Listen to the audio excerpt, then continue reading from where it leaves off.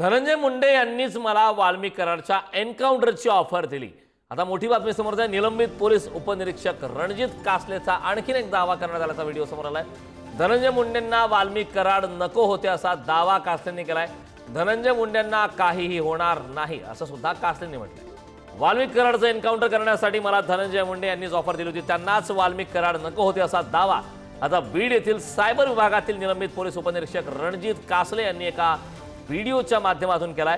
तर 2 दिवसापूर्वी रणजित कासले याने मला वाल्मिक कराड यांच्या एन्काउंटरची ऑफर होती असं म्हटलं होतं। त्यानंतर आता त्याने आज ही ऑफर देणारे धनंजय मुंडेच होते असा दावा केला असून आता यावर बीड पोलीस काय तपास करणार याकडे मात्र सर्वांचं लक्ष लागलं। त्यामुळे खळबळजनक असं हे वक्तव्य आता रणजित कासलेचं समोर आलं। ज्याप्रमाणे मला ऑफर दिली होती एन्काउंटरची वाल्मिक कराडच्या, त्यावर मी नकार दिला, मला एवढं पाप होणार नाही आणि ते लाईफ टाइमचा एक लमसम अमाऊंटचे ऑफर देतात, म्हणजे 10 करोड 20 करोड 50 करोड अशी एक ऑफर देतात। तुम्ही बोलाल तेवढी ऑफर असते त्या एन्काउंटरला आणि तो माणूस कुठेही असेल तर त्याला त्या ठिकाणी बोलावून घेतात। जसं मी सायबरला होतो, सायबरचा आणि इकडला काही संबंध होता का? नाही, तर त्यांना माहित होता की हा माणूस करू शकतो, याच्यामध्ये दम आहे, गट्स आहेत। तर मी माझं मोठेपणा सांगत नाही, नाहीतर अजून माझे ते सोडलेले कुत्रे आहेत ना ते भुकतील माझ्या अंगावर।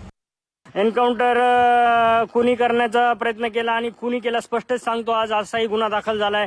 ते धनंजय मुंडेंनाच नको होते वाल्मिक कराड, कारण त्यांची काही अंडी पिल्ली ते बाहेर काढणार होते आणि त्यांचा संबंध आला असता 302 मध्ये आणि आज ते आरोपी झाले असते किंवा होणारही नाहीत कदाचित।